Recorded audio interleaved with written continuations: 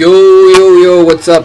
This is Noah Moldtrap here, doing another commentary on a StarCraft game. This is the final game of Group E for the 2007 Season 3 MSL. That's NBC game Star League MSL. This match is between SangHo, aka Ryan, and I thought Ryan was going to be easier to say, but last time I ended up talking about SangHo, so probably end up saying that again. And he's the protoss you see right here at the bottom left corner. And the Terran player that you'll see probably momentarily mining some minerals is fOrGG, which apparently he goes by Never, but I'm just going to call him fOrGG because, again, I'm kind of used to it, even though it's a little bit more difficult to say than Never. In any case, this is the final match, as I said. This is a very interesting matchup. I'm curious to see how this turns out because this is basically a rematch.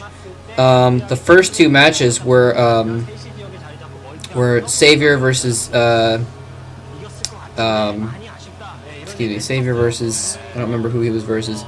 I'll look it up in a second here, sorry. Savior versus someone, and obviously Savior won. And the second matchup was these two right here. The second match of the series was SangHo versus fOrGG. And in that match, that was a pretty crazy match. I predicted fOrGG was going to win it in the beginning, but what happened is SangHo, he's kind of new to the scene.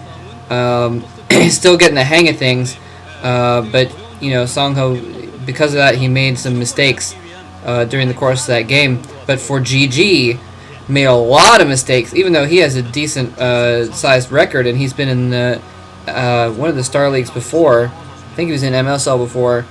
Didn't get very far, but he was in it. In any case, but despite that, he made some just terrible errors. What I thought were errors, at least. He wasn't managing his troops very well. He was letting some things happen. He wasn't managing his SCVs well at all.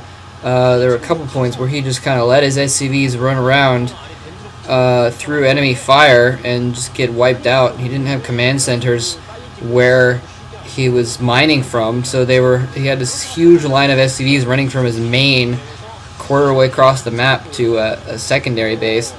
It was ridiculous, quite frankly.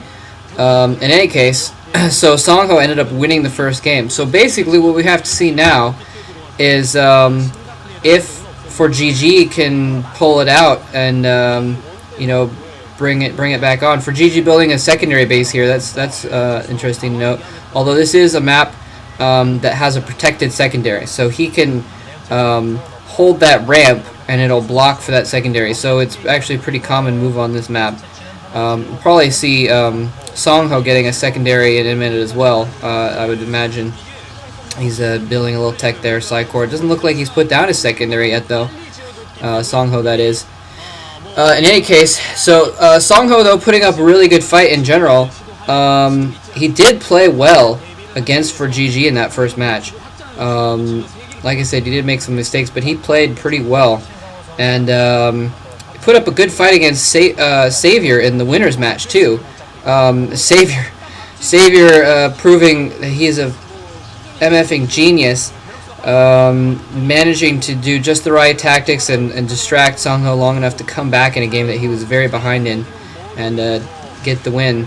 But SangHo put up a decent fight in that, though. I mean, he had the advantage on Savior for a while, although personally I would say that was through no fault of his own, since Savior kind of did a rush build and SangHo just happened to build against it pretty effectively, almost on accident. In any case, so fOrGG here, building a secondary. Enough background on the other games. Basically, the point is that both of these guys are capable of putting out a good fight, and they're also both capable of folding under pressure. So we're just gonna have to watch what happens. Okay, so it looks like fOrGG's pushing out a little bit with some Marines, or maybe he was just looking around to see if there's a probe or anything there. He's building a bunker. Okay, so he probably, because he knows he's invested so many resources in the secondary and in some tech, he knows he's going to be a little bit vulnerable to attack, because as we can see, he had an SCV in SangHo's base. He knew that SangHo had not built a secondary base and was just building gateways and tech, and not even that much tech. He's just put up his Citadel of Adun, and so fOrGG saw that and realized that that SangHo was going to have a lot of forces coming his way, and so that's why he planted down this little blockade at his ramp there with the bunker. That was a pretty good move. He's going to have to get some tanks out pretty quick there, otherwise SangHo might be able to make some kind of a push with his goons, which are probably going to be range upgraded pretty soon. He tries to push up that ramp a little. Yeah, see, if that bunker was not there, SangHo probably could have just stormed that ramp with that many zealots against the amount of Marines that he had before. So that was a very smart move by fOrGG, taking the early expansion and you know, protecting his base very well there. Interestingly, SangHo taking the expansion outside his base, the unprotected expansion, first. So that's kind of an interesting move there. And SangHo has a Templar Archives. This will be very interesting because I have not seen an academy or anything go up. I do not know if fOrGG has any detection. Wait, he's building something behind. That might be a turret. Okay, so he does have missile turrets he's going to be putting up here. So fOrGG has detection after all. At this point, I have to give the advantage of the game to fOrGG because basically SangHo did kind of a half-assed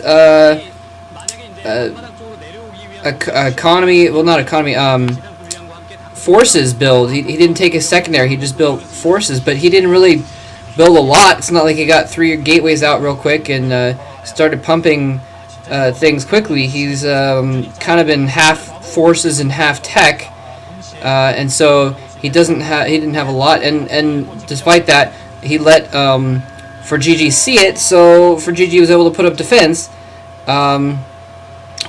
Point being that now fOrGG and the Dark Templar are approaching the ramp. They're turning around. Maybe he glimpsed the missile turret somehow and knew that he was going to get fried, so he turned back to his Dark Templar.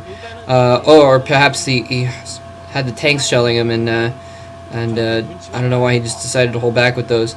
In any case, so fOrGG has had that secondary up for a long time now, and SangHo is just getting up his secondary, although he is building another secondary and another base up in the top left corner. So SangHo clearly realizes that he's way behind on economy because he's let fOrGG just sit there, and fOrGG is, as you can see, going into macro mode here, building a few more factories. At the end of this building process, he's going to have 5 factories, which he's going to be pumping things out of.